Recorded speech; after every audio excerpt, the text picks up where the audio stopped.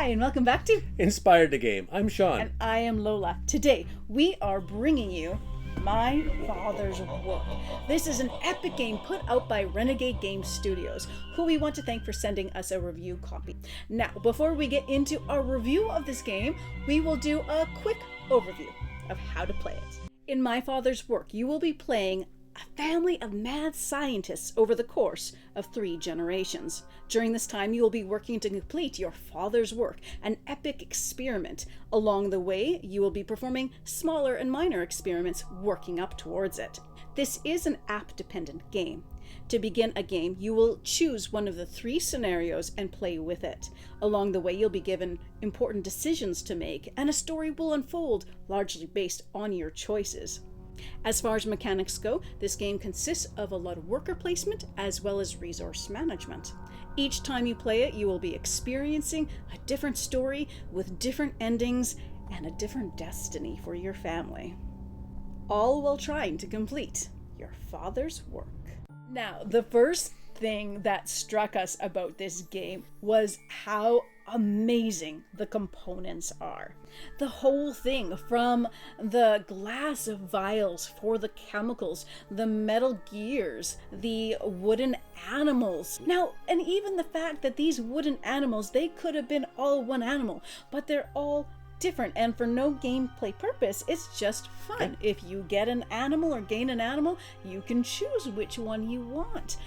Same thing with it has the little coffins. The coffins are different. Yeah. The gears are 3 different shapes. There's metal coins. The glass vials that we already mentioned, you can actually pull the corks and fill them with something. And look around, people have done some amazing things and some fun things with them, and we plan on doing something similar. Yeah.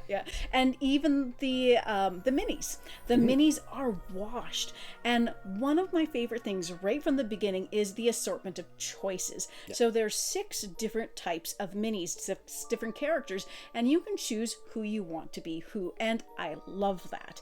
So you can choose who your spouse is going to be. You can choose who you're going to be, and your servants, and your caretaker, and everybody can make different choices. And I really, really love that aspect of it. And the artwork is amazing. The whole aesthetic of this game blew me out of the water.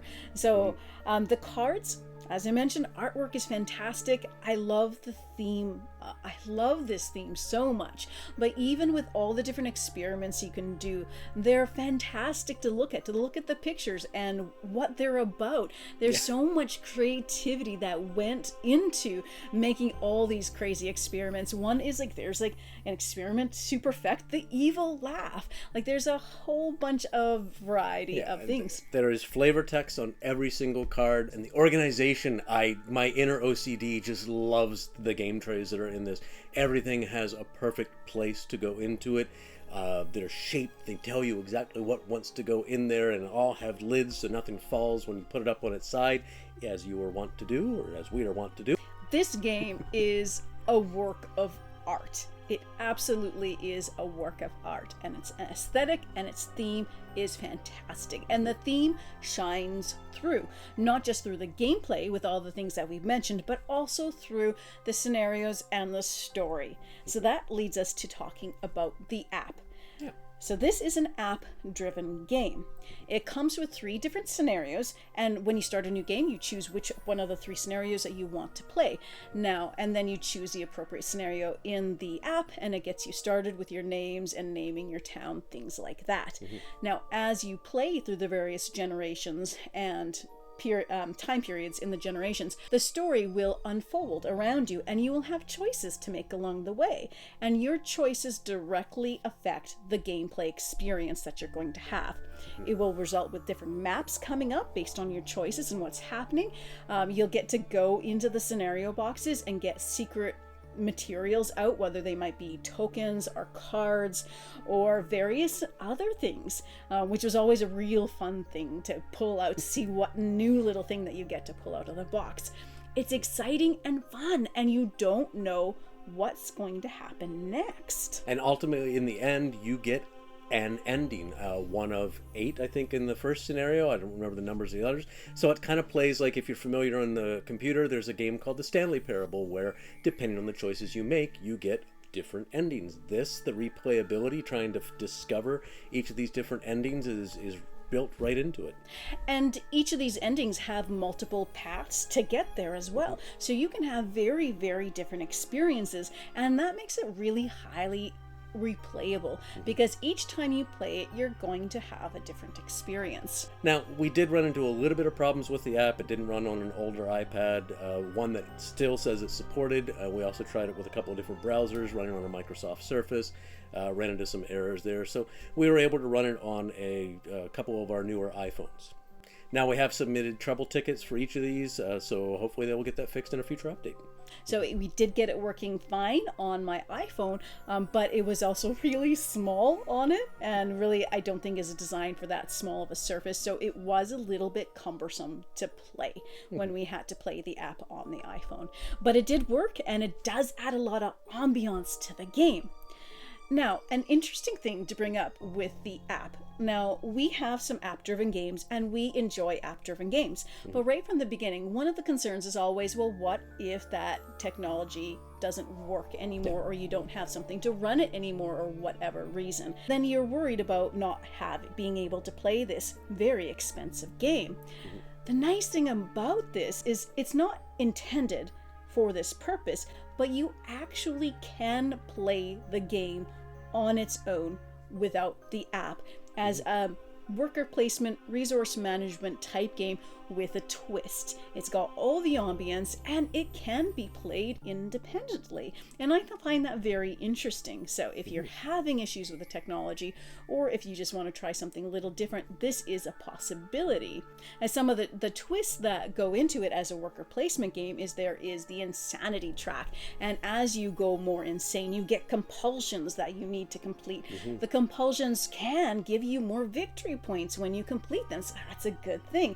But if you don't complete enough of them and you have too many going into the next generation, you have maladjustments, which are negative things that affect the next generation of people. There's also the creepy track. As you're doing more creepy experiments, or digging up bodies in the graveyard, the townsfolk starts to think you're a little creepy, and that can start affect your ability to go to town if they chase you out with pitchforks. So there's some really neat elements that come into play.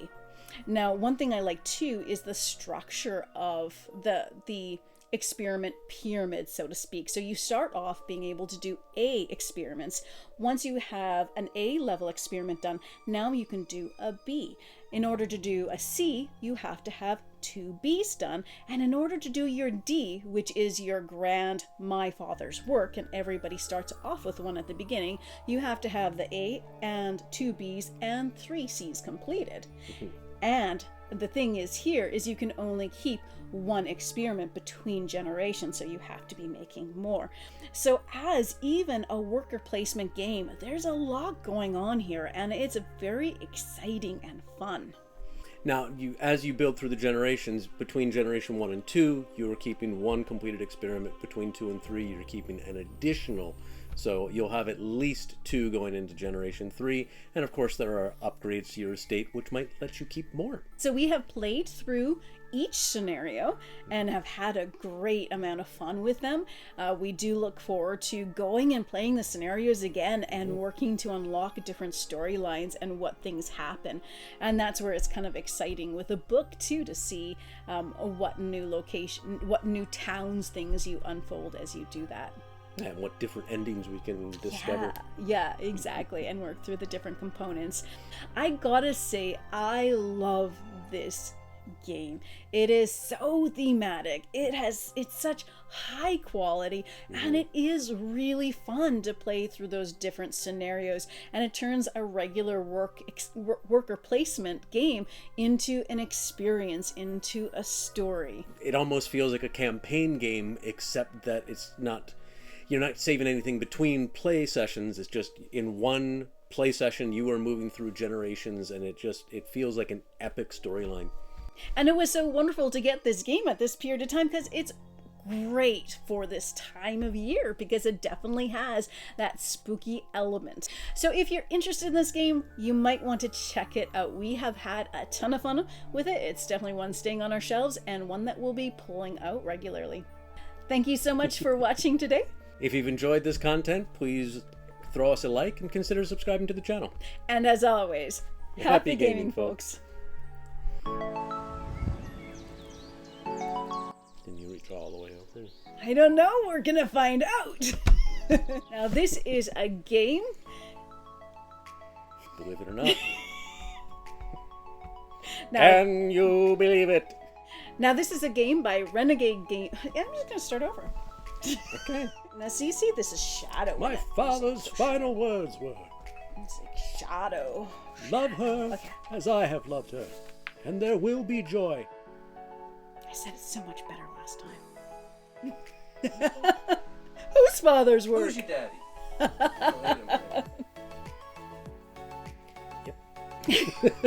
Say, I got nothing to add to that. It just fits snugly in the box, and it just tickles me. Tickles you to what?